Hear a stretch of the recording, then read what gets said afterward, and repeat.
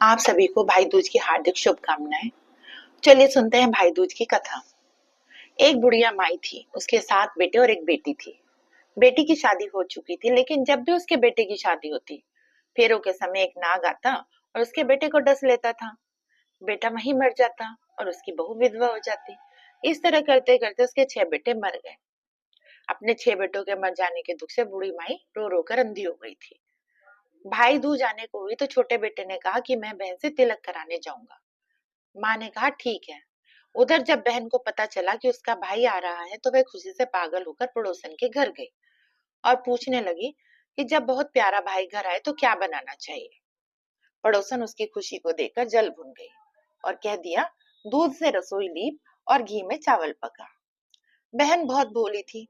भाई के प्यार में उसने सोचा कि ऐसा ही करूं। उसने ऐसा ही किया। उधर भाई जब बहन के घर जा रहा था तो उसे रास्ते में सांप मिला। सांप उसे डसने को हुआ। भाई बोल, तुम मुझे क्यों डस रहे हो? सांप बोला, मैं तुम्हारा काल हूँ और मुझे तुम्हें डसना है। भाई बोला, मेरी बहन मेरा इंतजार कर रही है, जब मैं तिलक करा के वापस लौटूंगा तब तुम मुझे डस लेना। सांप ने कहा, भला आज तक कोई अपनी मौत के लिए लौट कर आया जो तुम आओगे? भाई ने कहा, अगर तुझे यकीन नहीं है तो मेरे झोले में बैठ जा। जब मैं अपनी बहन की तिलक करवा लूं तब तू मुझे डस लेना। सांप ने ऐसा ही किया, उसके झोले में बैठ गया। अब भाई चलते चलते बहन के घर पहुंचा। दोनों बहुत खुश हुए। भाई थका मांदा था, उसे भूख भी बहुत लगी थी। उसने कहा, बहन क्या बनाया है? जल्दी से भोजन दो, मुझे बहुत भूख लगी है। अब बहन क्या करती, ना तो दूध की रसोई सूखे और न ही घी में चावल पके। भाई ने पूछा, बहन इतनी देर क्यों लग रही है, तू क्या पका रही है? तब बहन ने उसे बताया कि मैंने ऐसे ऐसे किया है। भाई बोला, पगली, कहीं घी में भी चावल पके हैं या दूध से भी कोई रसोई लीपता है? अब तू गोबर से रसोई लीप और दूध में चावल पका। बहन ने ऐसा ही किया। खाना खा के भाई को बहुत जोर से नींद आने लगी। इतने में बहन के बच्चे आ गए। बोले, मामा मामा हमारे लिए क्या लाए हो? भाई बोला, मैं तो कुछ नहीं लाया, मैं तो बहुत गरीब हूँ। बच्चों ने मामा से वह झोला ले लिया जिसमें सांप था, लेकिन जैसे ही उसे खोला उसमें देखा कि वहां पर चमचमाता हुआ हीरे का हार है। बहन ने बोला, भैया तूने बताया नहीं कि तुम मेरे लिए इतना सुंदर हार लाए हो। भाई बोला, बहन सिर्फ हार ही लाया हूँ, इसलिए मुझे देते हुए शर्म आ रही थी, अगर तुम्हें पसंद है तो ले लो। अगले दिन भाई बोला, अब मुझे जाना है, तो मेरे लिए रास्ते का खाना थोड़ा सा खाना रख दे। बहन ने खाना रखा और साथ ही लड्डू बनाकर एक डब्बे में रख दिए। भाई चल पड़ा। चलते चलते थक कर एक पेड़ के नीचे जाकर सो गया। उधर बहन के बच्चों को जब भूख लगी तो उन्होंने माँ से कहा कि खाना दे दो। उनकी माँ ने कहा, खाना बनने में अभी देर है। तो बच्चे बोले कि मामा को जो दिया था वही दे दो। तो वह बोले कि उसे लड्डू बनाने के लिए बाजरा पीसा था, वही बचा पड़ा है, चक्की में जाकर खा लो। बच्चों ने देखा कि चक्की में तो सांप की हड्डियां पड़ी हैं। यह बात आकर उन्होंने अपनी माँ को बताई तो वह तो बावड़ी सी हो गई और अपने भाई के पीछे भाग ली। रास्ते भर लोगों से पूछती रहती, किसी ने मेरा भाई देखा है, किसी ने मेरा बावड़ा सा भाई देखा। तब एक ने बताया कि हाँ, कोई लेटा तो पड़ा है पेड़ के नीचे, देख वही तो नहीं है तेरा भाई। वह भागी भागी पेड़ के नीचे पहुंची। देखा उसका भाई सच में ही वहीं सो रहा था। उसने अपने भाई को नींद से उठाया और पूछा, भैया तूने लड्डू तो नहीं खाए? भाई बोला, ले, ये रहे तेरे लड्डू, मैंने नहीं खाए। ले देकर तो लड्डू ही दिए थे, उसके भी पीछे पीछे भागी आ गई। बहन बोली, नहीं, अब ये लड्डू मत खा, और उठाकर वो लड्डुओं को फेंक देती है। भाई ने कहा कि तूने लड्डू क्यों फेंक दिए? बहन बोली, नहीं, वो लड्डू तुझे नहीं खाने थे, अब मैं भी तेरे साथ चलूंगी। भाई बोला, तू मान नहीं रही तो चल फिर। चलते चलते बहन को प्यास लगी। मैं भाई को कहने लगी, मुझे पानी पीना है। भाई बोला, अब मैं तेरे लिए यहाँ पानी कहाँ से लाऊं? देख, दूर कहीं चील उड़ रही है, चली जा वहां, शायद तुझे पानी मिल जाए। तब बहन वहां चली गई। वहां जाकर उसने पानी पिया और देखती क्या है कि वहां पर 6 शिलाएं लगी हुई हैं, जमीन में गड़ी हुई हैं, और एक बिना गड़ी रखी है। साथ ही वहां पर एक बुढ़िया बैठी है। तो उसने बुढ़िया से पूछा, ये शिलाएं कैसी हैं? उस बुढ़िया ने बताया, एक बुढ़िया है, उसके 7 बेटे थे। 6 बेटे तो शादी के मंडप में ही मर गए, अब सातवां है, उसकी शादी होनी बाकी है। जब उसकी शादी होगी, वो भी मंडप में मर जाएगा, तब यह सातवीं शिला भी जमीन में गड़ जाएगी। यह सुनकर बहन समझ गई कि ये शिलाएं किसी और की नहीं बल्कि उसके भाइयों के नाम की ही हैं।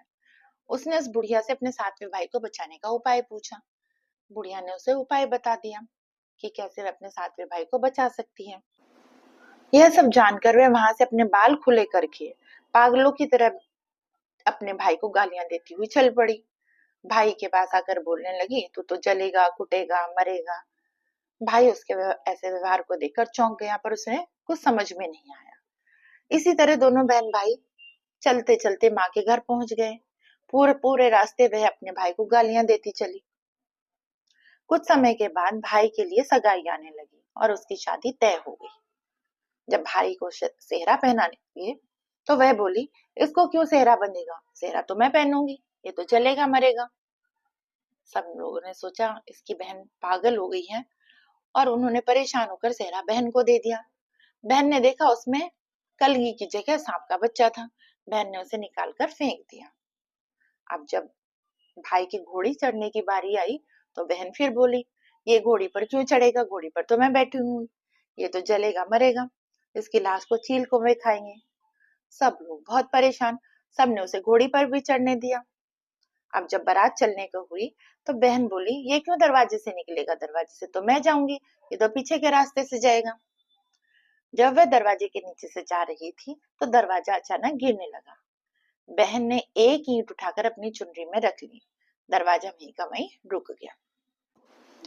रास्ते में एक जगह बारात रुकी तो भाई को पीपल के नीचे खड़ा कर दिया गया। बहन कहने लगी, ये क्यों छाव में खड़ा होगा, ये तो धूप में खड़ा होगा, छाव में तो मैं खड़ी होंगी। जैसे ही वह पेड़ के नीचे खड़ी हुई, पेड़ गिरने लगा। बहन ने एक पत्ता तोड़कर अपनी चुनरी में रख लिया। पेड़ वहीं का वहीं रुक गया। अब तो सबको विश्वास हो गया था कि ये बावड़ी कोई जादू टोना सीख कर आई है, जो बार बार अपने भाई की रक्षा कर रही है। ऐसा करते करते फेरों का समय आ गया। जब दुल्हन आई तो उसने दुल्हन के कान में कहा, अब तक तो मैंने तेरे पति को बचा लिया, अब तू ही अपने पति को और साथ ही अपने मरे हुए जेठों को बचा सकती है। फेरों के समय एक नाग आया। वो जैसे ही दूल्हे को डसने को हुआ, दुल्हन ने उसे पकड़कर एक लोटे में भर के ऊपर से प्लेट से बंद कर दिया। थोड़ी देर के बाद नागिन लहर लहर करती आई। दुल्हन से बोली, तू मेरा पति छोड़। दुल्हन बोली, पहले तू मेरा पति छोड़। नागिन ने कहा, ठीक है, मैंने तेरा पति छोड़ा। दुल्हन बोली, नहीं, ऐसे नहीं, पहले 3 बार बोल। नागिन ने 3 बार बोला, फिर बोली, चल अब मेरा पति को छोड़ दे। दुल्हन बोली, एक मेरे पति से क्या होगा, हंसने बोलने के लिए जेठ भी तो चाहिए, एक जेठ भी छोड़। नागिन ने जेठ के भी प्राण दे दिए। अब दुल्हन ने कहा, एक जेठ से लड़ाई हो गई तो एक और जेठ, वो विदेश चला गया तो तीसरा जेठ भी छोड़। इस तरह एक एक करके दुल्हन ने अपने 6 जेठ जीवित करा लिए। उधर रो रो कर बुढ़िया का बुरा हाल था कि अब तो मेरा 7वां बेटा भी बाकी बेटों की तरह मर जाएगा। गांव वालों ने उसे बताया कि उसके 7 बेटे और बहुएं आ रही हैं। तो बुढ़िया बोली, अगर यह बात सच हो तो मेरी आंखों की रोशनी वापस आ जाए और मेरे सीने से दूध की धार बहने लगे। अब ऐसा ही हुआ। अपने सारे बहू बेटों को देखकर वह बहुत खुश हुई। बोली, यह तो सब मेरी बावली का किया है, कहाँ है मेरी बेटी। अब सब बहन को ढूंढने लगे तो देखा वह भूसे की कोठरी में सो रही थी। जब उसे पता चला कि उसका भाई सही सलामत है तो वह अपने घर को चल पड़ी।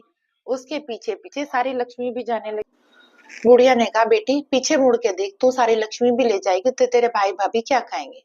तब बहन ने पीछे मुड़कर देखा और कहा, जो माँ ने अपने हाथों से दिया वह मेरे साथ चल, बाद का बाकी भाइयों भाभीियों के पास रहे। इस तरह एक बहन ने अपने भाई की रक्षा की।